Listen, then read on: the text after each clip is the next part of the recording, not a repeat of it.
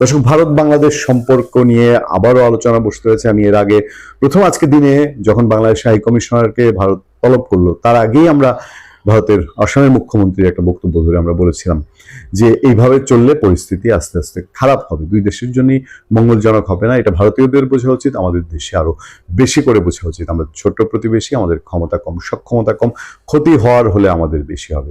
তারপর পরে আবার খবর এলো ভারতে বাংলাদেশের হাই কমিশন, কিন্তু ভারতীয় হাই কমিশনারকে ডেকে বাংলাদেশ কি বলতে পারে? এটা কি বাংলাদেশ যে ডেকে তলব করেছিল ভারতীয় হাই কমিশনারকে সেইটার রিয়েকশন?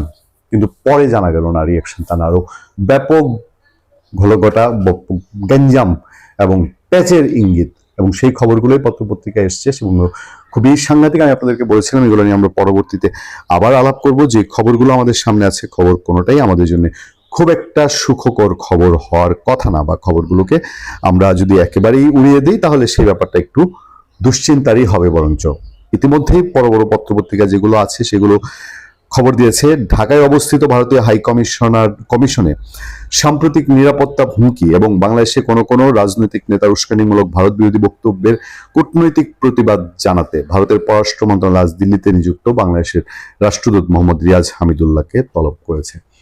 দেখেন, দুইটা ইস্যু কি বলা হচ্ছে। একটা হচ্ছে যে নিরাপত্তাটা হচ্ছে তাদের হাই কমিশনের নিরাপত্তা, সেই হাই কমিশন ঘেরাওয়ের কর্মসূচি আছে, সেই নিরাপত্তা, এবং বাংলাদেশে বসে উস্কানিমূলক ভারত বিরোধী বক্তব্য, মানে হাসনাত আব্দুল্লাহ যে বক্তব্যটা দিয়েছে যে তারা সেভেন সিস্টার বিচ্ছিন্ন করে ফেলবে প্রয়োজনে। হ্যাঁ, এই তলবের ঘটনা ঘটলো এমন এক প্রেক্ষাপটে যখন জুলাই ঐক্য নামের একটি সংগঠন বুধবার ঢাকায় ভারতীয় হাই কমিশন ঘেরাও করার ঘোষণা দিয়েছে। এই কারণে ঢাকায় কূটনৈতিক এলাকায় নিরাপত্তা জোরদার করা হয়েছে। ভারতের পররাষ্ট্র মন্ত্রণালয় জানিয়েছে বাংলাদেশে ক্রমশ অবনতির দিকে যাওয়া নিরাপত্তা পরিস্থিতি নিয়ে ভারতের গভীর উদ্বেগের কথা হাই কমিশনার হামিদুল্লাহকে অবহিত করেছে। যদিও বাংলাদেশের নিরাপত্তা পরিস্থিতি উদ্বেগজনক নয়, বাংলাদেশের নিরাপত্তা পরিস্থিতি ক্রমশ অবনতিশীল নয়, এটা সরকারের বিভিন্ন সেক্টরের দায়িত্বশীল ব্যক্তিরা বলে আসছেন। বলছেন সরকারের স্বরাষ্ট্র উপদেষ্টা, বলছেন প্রধান নির্বাচন কমিশনার যে বাংলাদেশের নিরাপত্তা পরিস্থিতি ভালো আছে, অবনতিশীল না। ভারতকে বিবৃতি আবার দিয়েছে এই বাংলাদেশ হাই কমিশনারকে ডাকার পরে। মন্ত্রণালয়ের বিবৃতিতে বলা হয়, বিশেষ করে কিছু চরমপন্থী গোষ্ঠীর কর্মকাণ্ডের বিষয়ে তার দৃষ্টি আকর্ষণ করা হয়েছে, মানে বাংলাদেশ হাই কমিশনের দৃষ্টি আকর্ষণ করেছে, যারা ঢাকায় অবস্থিত ভারতীয় মিশনের চারপাশে নিরাপত্তা সংকট সৃষ্টির পরিকল্পনার ঘোষণা দিয়েছে। বিষয়টা অনেক জটিল না? চরমপন্থী গোষ্ঠী, তাহলে বাংলাদেশ হাই কমিশনারকে কি সুনির্দিষ্টভাবে কোনো তালিকা দেওয়া হয়েছে? বলা হয়েছে এরা চরমপন্থী গোষ্ঠী এবং তারা বাংলাদেশের হাই কমিশনারের আশেপাশে নিরাপত্তা বিঘ্ন তৈরি করবে। ভারত জানিয়েছে সাম্প্রতিক সময়ে বাংলাদেশে ঘটে যাওয়া কিছু ঘটনার পটভূমিতে চরমপন্থী গোষ্ঠীগুলো যে ভ্রান্ত বয়ান তৈরি করার চেষ্টা করছে তা ভারত সম্পূর্ণভাবে প্রত্যাখ্যান করে।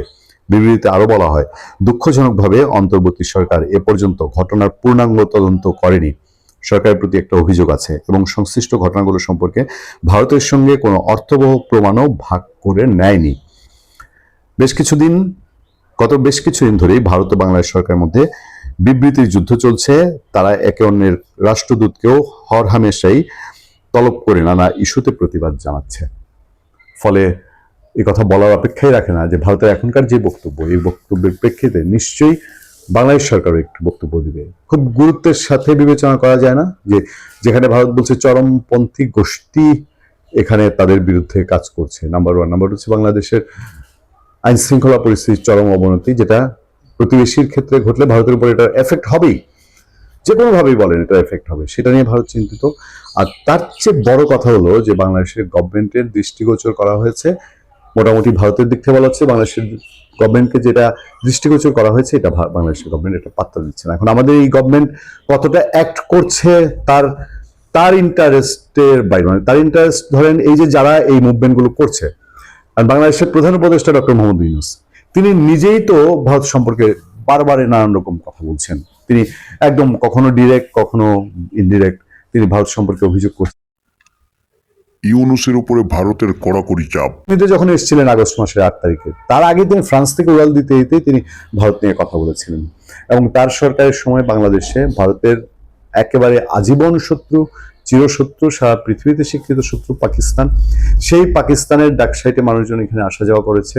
বলা হচ্ছে বিভিন্ন অ্যাঙ্গেল থেকে যে বাংলাদেশে এই যে গোষ্ঠীগুলো কোনো কারণ ছাড়াই, ধরেন ওসমান হাদির ঘটনায় ঢাকা শহরের মধ্যে থেকে আপনার ওসমান হাদির শুটাররা তারা পালিয়ে গেল, তারা চলে গেল এই কাজ করে এবং ভারতে গিয়ে আশ্রয় নিল।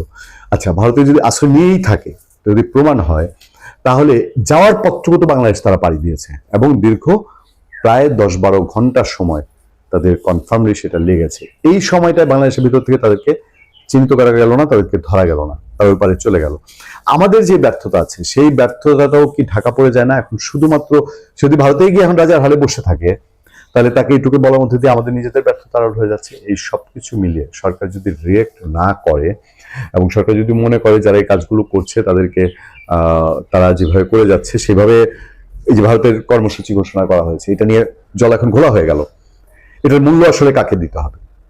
ভালো থাকবেন, সুস্থ থাকবেন। আপনার সাথে আমি আতিক রহমান, পূর্ণিয়া।